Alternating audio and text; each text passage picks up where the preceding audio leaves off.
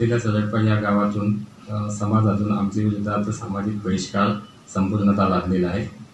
Actually मी Mahar S C समाजाचा आहे आणि त्याच्यानंतर माझी जी पत्नी आहे सुजाता ही एस-टी आहे, माना समाजाची आहे. तिला दुसऱ्या जातीची जी पत्नी आहे तर तिला माहीत आहे का स्वीकारल्यामुळे माझ्या कुटुंबातील जे सदस्य होते त्यांना ते भावलं नाही, त्यांना ते पसंत पडले नाही आणि चीड भावनेतून